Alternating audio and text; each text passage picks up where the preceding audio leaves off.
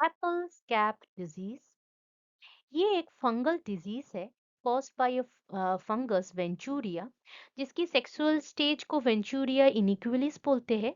लेकिन इसकी asexual stage जैसे इस कुनिडियल स्टेज को हम स्पाइलोसिया पोमी या फ्यूसी क्लेडियम एफ्यूसम भी बोलते हैं।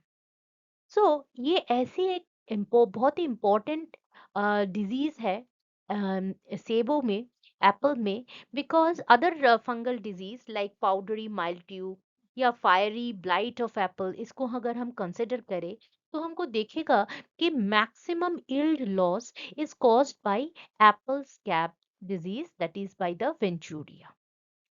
और इनफैक्ट 1970s, मतलब 70s 5 से लेके 79 80 तक ये एक एपिडेमिक फॉर्म में इसका जो है ना ऑकरेंस दिखा गया है in the Himalayan zone, right from Jammu Kashmir to the Himachal प्रदेश।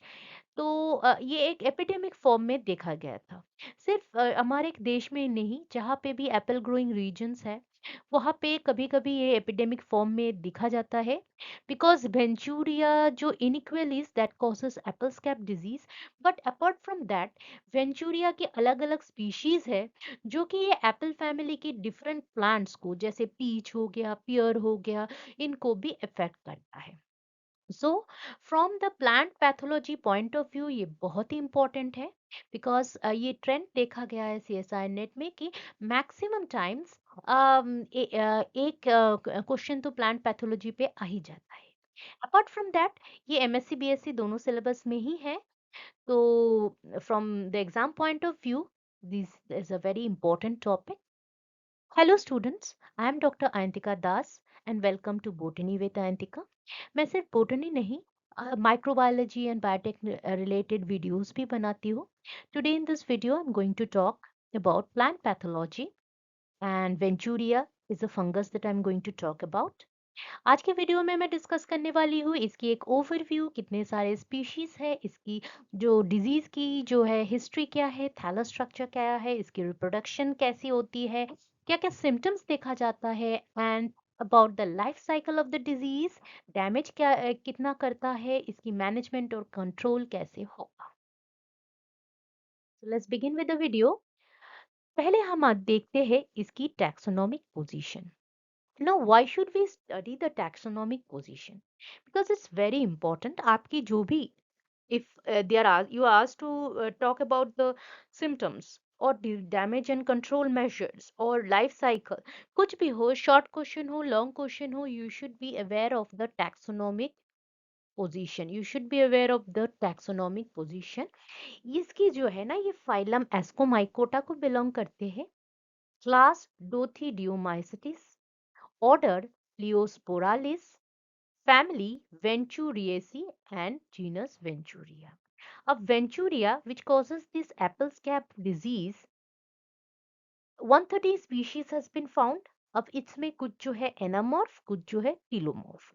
टीलोमॉर्फ मतलब सेक्सुअल स्टेज को हम वेंचूरिया बोलते हैं, और एनोमॉर्फ को हम, मतलब जो कोनिडियल स्टेज होता है, इसको हम आइदर तो फ्यूसिक्लेडियम बोलते हैं, नहीं तो स्पाइलोसी बोलते हैं।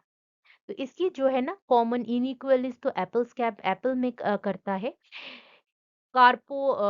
कार्पोफाइला जो है ये क्रैब एप्पल को करता है, मतलब जो छोटे छोटे ऑर्नामेंटल एप्पल होते हैं या पीच होते हैं इनको करते हैं। एंड पियर को करता है pirina, Venturia pirina. So this entire this genus Venturia is a parasitic genus. ये जो है दूसरे प्लांट्स में पैरासाइटिकली ग्रोस, विच मींस ये जो है ये फंगस जो है मोस्टली आइदर तो पैरासाइटिक रहती है या सैप्रोफाइटिक रहती है। सैप्रोफाइटिक मतलब ये एक्स्ट्रासेलुलर एंजाइम छोड़ते हैं ताकि सराउंडिंग में जो भी ऑर्गेनिक मैटर है वो ब्रेक डाउन होके बहुत ही सिंपल फॉर्म में ब्रेक डाउन हो जाता है, जो कि वायरस फंजाई एब्जॉर्व कर पाता है।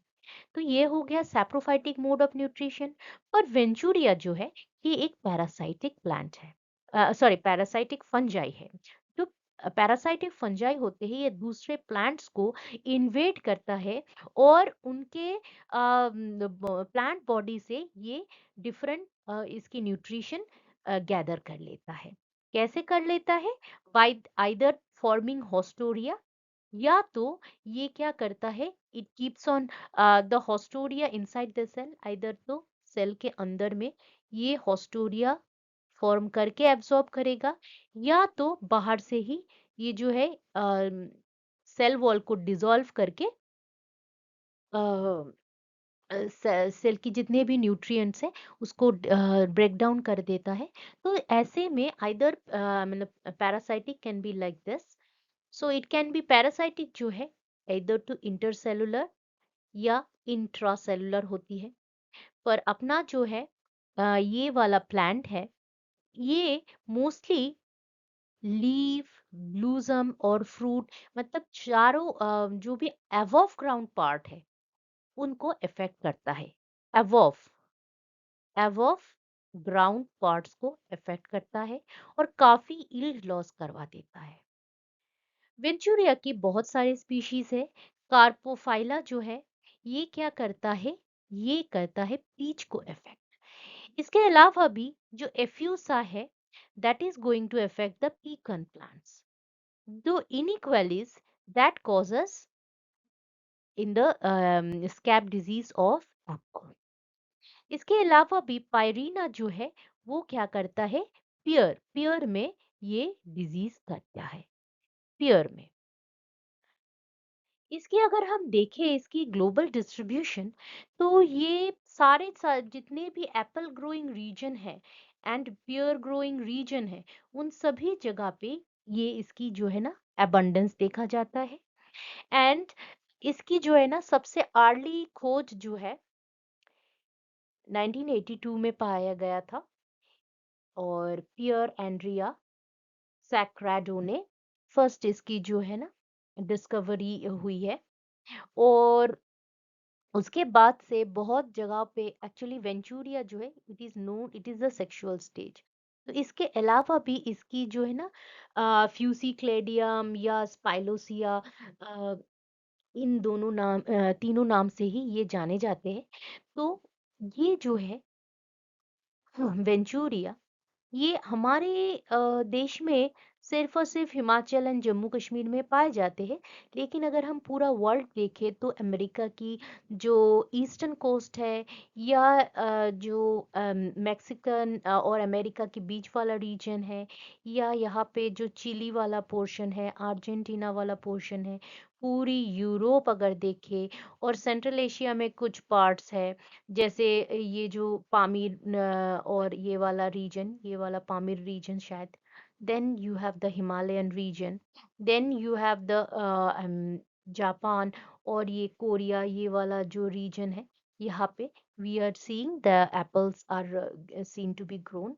कुछ कुछ जगह यहाँ पे ऑस्ट्रेलिया और तस्मानिया, ये वाला region, New Zealand, then we have also in South Africa. So बहुत सारे जगहों पे ये पाए जाते हैं। अब इसकी थैलस स्ट्रक्चर, क्योंकि ये एक फंगस है, तो इसकी जो है ऐसी माइसेलियम बनी रहेगी। और माइसेलियम कैसे रहती है, ये सेप्टेट रहती है, माइसेलियम में सेप्टा होती है, ये बहुत ही ब्रंच्ड होती है। और इसकी जो है ना कलर हायालीन रहती है, ज्यादा कलर नहीं रहती। पर old when the mycelium grows very old, तब जाके इसमें थोड़ा ब्लैकिश कलर हो जाता है। और जो माइसेलियम है एक डेंस मैटर, इतना ग्रोथ हो जाता है, they form a dense stroma like structure. और ये है इसकी कुनिडियोस्पोर। अगर हम इसकी रिप्रोडक्शन देखें तो दो टाइप की, जो asexual reproduction that is form from the conidia, क्या होता है व्हेन इट ग्रोज अप, कुनी एक कुनिडियोफोर रहती है, कुनिडियोफोर के ऊपर ऐसे जो है ना एक के बाद दूसरा कुनिडियोफोर, ये कुनिडियोफोर तैयार होता है। जनरली जब प्लांट इन्फेक्शन होता है, उसके 3 दिन से ले सॉरी 9 दिन से लेके 1 मंथ तक में ये कुनिडिया जो है फॉर्मेशन शुरू हो जाता है। मतलब 9 दिन, अगर बहुत ही condition cold and wet condition रहती है तो 9 दिन में, या थोड़ा सा ड्राइनेस है लेकिन कोल्ड तो है, ऐसे वाले कंडीशन में 30 डेज के अंदर अंदर, मतलब इन्फेक्शन शुरू होने और कोनिडिया दिखने में, इतने टाइम के ड्यूरेशन में कोनिडिया दिखने लगते हैं। और ये जो कोनिडिया है, आइदर तो ये हवाओं से या बारिश के पानी से, स्प्लैश से इसकी जो है डिस्पर्शन होती है। मतलब ये फैलता है, इसकी डिस्ट्रीब्यूशन दूर दूर तक होती है, आइदर बाय विंड और बाय रेन वाटर। और कुनीडिया जैसे ही ये जो है डिससेमिनेशन एंड स्प्रेडिंग ऑफ इन्फेक्शन, ये कब होता है? समर के टाइम में। समर के टाइम में, और इंडिया में हमको कहाँ बारिश मिलती है? समर के टाइम में ही। तो इंडिया में जो है, जितनी भी रेनी सीजन में जितना भी इसका डिस्पर्शन हो रहा है, it is by the conidia. Disease, और ये जो कोनिडिया जो इन्फेक्शन फैला रहा है, इसको हम बोलते हैं secondary infection. Secondary infection. Secondary infection. Secondary infection होता गया पूरा गर्मी के महीने में, जैसे ही ठंड के टाइम हुआ, तो सेक्सुअल रिप्रोडक्शन शुरू हो जाता है। अब पेंचुरिया, क्योंकि ये फंगस है और इसमें ज़्यादा रिप्रोडक्टिव स्ट्रक्चर उतने वेल स्ट्रक्चर्ड नहीं रहते हैं, इनकी जो है इनकी जो है दो स्ट्रेन होती है, एक पॉजिटिव और नेगेटिव। एक पॉजिटिव स्ट्रेन जो है एक रिप्रोडक्टिव ऑर्गेन बनाता है, दूसरा से फॉर एग्जांपल नेगेटिव स्ट्रेन दूसरा रिप्रोडक्टिव ऑर्गेन बनाता है, क्योंकि ऑपोजिट स्ट्रेन में ही इसकी रिप्रोडक्शन होती है। So this one is our antheridia which I am written in writing as A. This is our archegonia which is I am writing as A dashed. तो क्या होता है, ये एंथ्रीडिया धीरे धीरे it moves towards the archegonia. तो क्या होता है, ये अपना जो आर्किगोनिया है, एंथ्रीडिया क्या करता है, इसके ऊपर जो है, इसको जस्ट लपेट लेता है, और इसकी जो टिप है, ये क्या करता है, ट्राइकोगाइन वाला रीजन रहती है उधर, से इसकी जो है ना अंदर इसके अंदर बहुत सारे एंथ्रोजॉइड्स रहते हैं ना। तो एंथ्रीडिया की जो टिप होती है, वो क्या होता है, एंथ्रीडिया की जो टिप होती है, दैट, ये अगर ट्राइकोगाइन है receptive spot of the archegonia, तो ये वाला रिसेप्टिव स्पॉट में इसकी टिप जो है जब भी कांटेक्ट में आता है, तो ट्राइकोगाइन जो है डिसॉल्व हो जाती है, ट्राइकोगाइन की वॉल, एंड एंथ्रीजोइड्स अंदर आ जाता है। कहाँ अंदर आता है? इन ए स्यूडोथीशियम लाइक स्ट्रक्चर। ये है कुछ ऐसा। ये स्यूडोथीशियम, ये क्या करता है, ये एक डिप्लॉयड स्ट्रक्चर बनाता है, एंड डिप्लॉयड स्ट्रक्चर कुछ ऐसा ऐसा दिखता है। कैसा?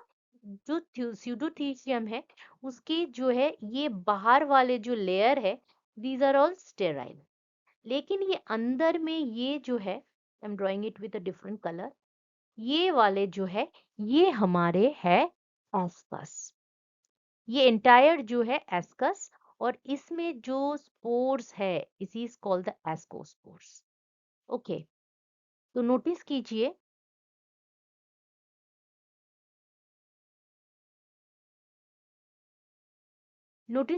यहाँ पे जितने भी ये ऐसे एस्कस है, एस्कस के अंदर ये वाले है ascospores. So entire structure is the ascus with sterile coating. बहुत सारे जो है डार्क पेरिथेशियल हेयर्स रहते हैं, पैराफाइसिस रहते हैं, and then you have this haploid ascospores. Generally 8 ascospores produce होते हैं। जो स्यूडोथुशियम इनिशियली ये डिप्लोफेज रहती है, मतलब 2n रहती है, पर एक लॉन्ग डोरमेंसी होता है। जैसे ही सीजन में टेम्परेचर थोड़ा बढ़ने लगता है, और you have got a lot of moisture, तो डोरमेंसी जो है, हीट और मॉइस्चर जब मिल जाती है, डोरमेंसी टूट जाती है और एस्कस में रिडक्शन डिवीजन होके ये जो हैप्लॉइड एस्कोस्पोर्स तैयार होती है. So this is how the pseudothecium looks and this is how the ascospores look like. See, it is bicelled, it is bicelled और दोनों सेल जो है ना अनइक्वल है, अनइक्वल इन साइज, इसीलिए इसका नाम इनइक्वलिस भी है, वेंचुरिया इनइक्वलिस. तो ये जब प्लांट्स में ये जब इन्फेक्शन करता है तो क्या क्या सिम्टम्स दिखाता है. पहले तो इस पे जो है स्पॉट्स दिख जाते हैं, धब्बेदार, जो कि थोड़ा कॉर्की होता है इन टेक्सचर. एंड कलर पहले तो ऑलिव कलर की होती है. देन फर्स्ट तो it will have olive colour, the spots, then it will turn to brown, then it will turn to black. और इसकी टेक्सचर क्या होगी? टेक्सचर होगी corky. It is corky in texture. So it is corky in texture, yellow and chlorotic हो जाती है entire leaf. तो leaf में पहले तो लोअर सरफेस में ऐसे धब्बे देखे जाते हैं. ये धब्बे कैसे होते हैं? कॉर्की इन टेक्सचर. कलर जो है पहले तो लाइट रहती है, धीरे धीरे डार्क कलर्ड हो जाते हैं. और ये जो एक एक धब्बे रहते हैं ये बर के इसकी जो है ना एक इरेगुलर कॉन्फ़िगरेशन ले लेता है.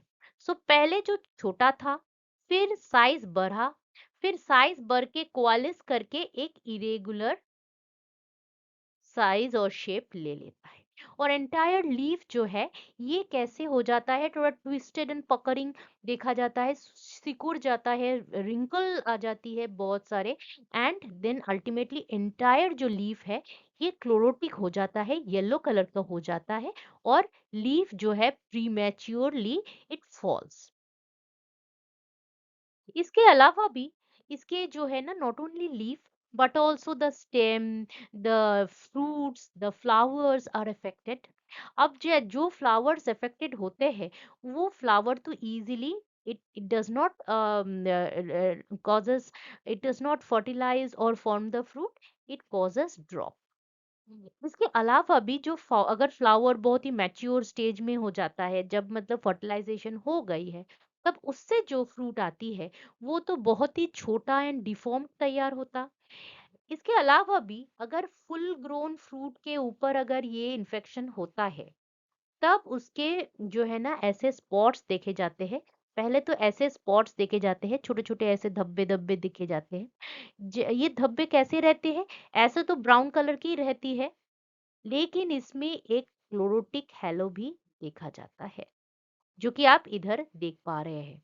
तो ये छोटे छोटे स्पॉट्स धीरे धीरे कोआलिस करके ऐसे स्ट्रक्चर फॉर्म करता है. और यहाँ पे जैसे ही बहुत बड़ा धब्बा हो जाता है तो फ्रूट जो है क्रैक करने लगता है, इसकी जो स्किन है ये क्रैक ओपन हो जाता है, जिससे कि सेकेंडरी कोई भी दूसरे दूसरे से फॉर एग्जांपल बैक्टीरिया, वायरस या दूसरे फंगस को अटैक करने में सुविधा होती है. क्योंकि वो वाला wounded रीजन जिस पे स्पॉट था वो तो क्रैक ओपन हो गया है. अब आते हैं इसकी जो है डिजीज साइकिल पे. डिजीज साइकिल ऑलरेडी मैंने इसकी लाइफ साइकिल मैंने बताया है आपको कि ये जो है समर के टाइम में इसकी इन्फेक्शन स्टार्ट होती है. From where? From the ascospores. Summer के टाइम में जो है जैसे ही समर के टाइम गर्मी आती है तो यहाँ पे पेरिथीशियम जो है जो कि ओवरविंटर कर रहा था, पेरिथीशियम इट बिकम्स एक्टिव.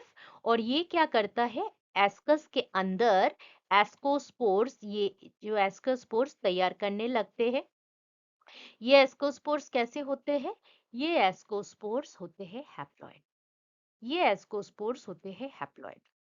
और ये हवा में जैसे ही मतलब एस्कस जो है ये ओपन हुआ, ये बर्स्ट ओपन हुआ, तो एस्कोस्पोर्स जो कि बहुत ही हल्के हैं, it is carried away either by wind और वाटर.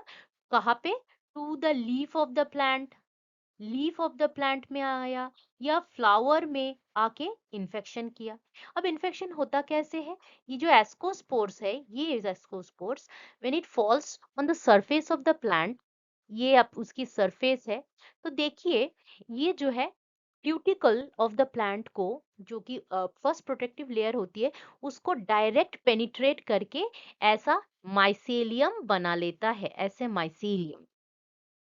और ये माइसेलियम बनती कहाँ है? क्यूटिकल और एपिडर्मिस के बीच बीच। मतलब ये जो है सरफेस, प्लांट के सरफेस में ही रहता है, ज्यादा डीप तक नहीं जाती है। तो जैसे ही ऐसे माइसेलियम फॉर्म किया और धीरे धीरे इसकी जो है इन्फेक्शन बढ़ती गई, तो 9 डेज टू 30 डेज के अंदर ही ऐसा स्टेज आ जाता है, जो कि कोनिडिया, जिसको हम बोलते हैं कोनिडिया। और ये वेंचुरिया की क्या, ये ऐसा वाला कोनिडिया इज वेरी कैरेक्टरिस्टिक। इसकी जो है ना इलेक्ट्रॉन माइक्रोस्कोपिक स्टडी भी किया गया है। So is very characteristic. Conidia जो है ये समर में बार बार तैयार होता रहता है और मल्टीपल इन्फेक्शन साइकिल क्रिएट करता है। और ये जो इन्फेक्शन हो रही है, इसको बोलते हैं सेकेंडरी इन्फेक्शन। जैसे ही विंटर आता है, सारे जो पत्ते हैं ये झड़ जाते हैं। तो ये पत्ते, जैसे ही विंटर आ रही है, तो ये लोग क्या करते हैं, ये लोग क्या करते हैं, इस ये वाले जितने भी पत्ते हैं, इस पत्ते में ये एकदम डोर्मेंट स्टेज में रह जाता है। और कभी कभी ऐसा होता है कि ये पत्ते के अंदर ही ये अपना सेक्सुअल रिप्रोडक्शन शुरू कर देता है। और सेक्सुअल रिप्रोडक्शन शुरू करने के बाद जो फाइनल डिप्लॉयड स्टेज हुआ, वो है अपना पेरिथीशियम, जो कि ये सूखे पत्ते जो झड़ गए हैं उसके अंदर ही डेवलप होता रहता है ऐसे। एंड आफ्टर डेवलपमेंट ये क्या करते हैं, थोड़ा पीरियड डोरमेंसी में गुजारते हैं। Then on return of suitable condition ऐसे स्पोर तैयार करते हैं। तो ये हुआ इसकी सारे जो डिजीज साइकिल। जो ये कोनिडिया इन्फेक्शन तैयार करती है, ये रहती है सेकेंडरी इन्फेक्शन। और ये एस्कोस्पोर से जो इन्फेक्शन होती है इन द समर, तो ये बिगिनिंग ऑफ द समर से, for example in the beginning of the summer, इसको हम स्प्रिंग बोलेंगे या अर्ली समर, ये टाइम में ये इसको बोलते हैं प्राइमरी इन्फेक्शन। क्योंकि ये जो है ना प्राइमरी माइसेलियम से इन्फेक्शन होती है और अर्ली समर में होती है। लेट समर में जो कुनिडिया से इन्फेक्शन होती है वो secondary.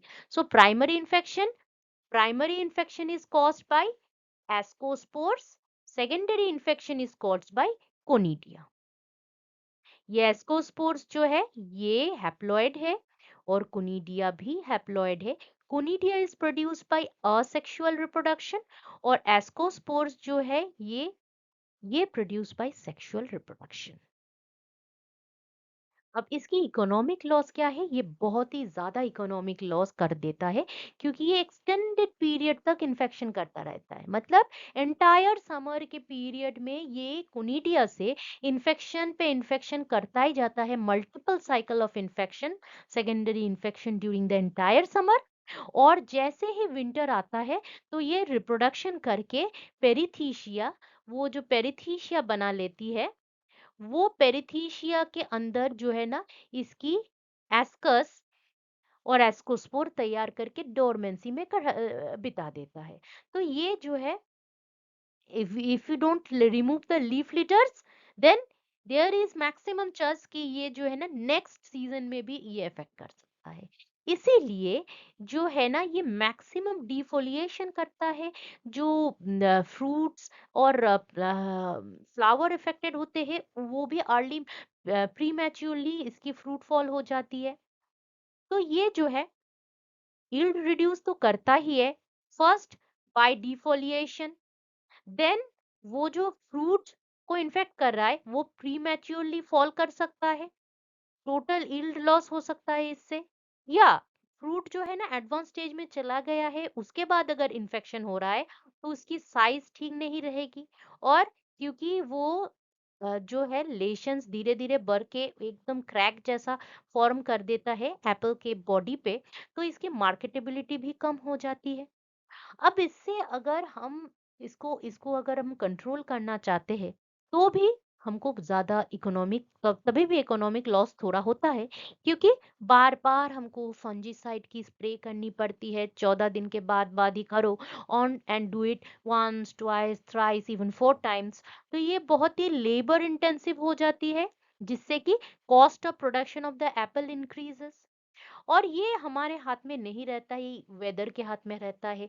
If the weather is cold and humid, then chances बढ़ जाते हैं वेंचुरिया की इन्फेक्शन के लिए। अपार्ट फ्रॉम दैट, एप्पल को छोड़ के अगर एप्पल को नहीं देखे, तो ये पियर, वेंचुरिया की डिफरेंट स्पीशी पियर में भी इफेक्ट करता है, पीच में भी इफेक्ट करता है, पीकन में भी इन्फेक्ट करता है, pecan as well as crab apple, जो छोटे छोटे एप्पल होते हैं ना ऑर्नामेंटल पर्पस के लिए जो ग्रो करते हैं, तो वो वाले स्पीशीज को भी ये इन्फेक्ट करता है। तो इसकी जो है बहुत ज़्यादा आई मीन यील्ड लॉस करवाता है। तो इसीलिए हम लोग जो है फंगिसाइड यूज़ करते हैं। कब यूज़ करते हैं? अर्ली ग्रोइंग सीजन, जैसे ही लीफ जो है, लीफ की एक पर्टिकुलर साइज आ जाती है, जो कि हम स्प्रे करें अगर फंजीसाइड, तो अगर लीफ बहुत ही छोटा है तो स्प्रे करने का कोई फायदा नहीं रहता, लीफ थोड़ा बड़ा हो जाता है तो हम स्प्रे करने लगते हैं। और ये इसकी जो है ना 4 टाइम्स करते हैं।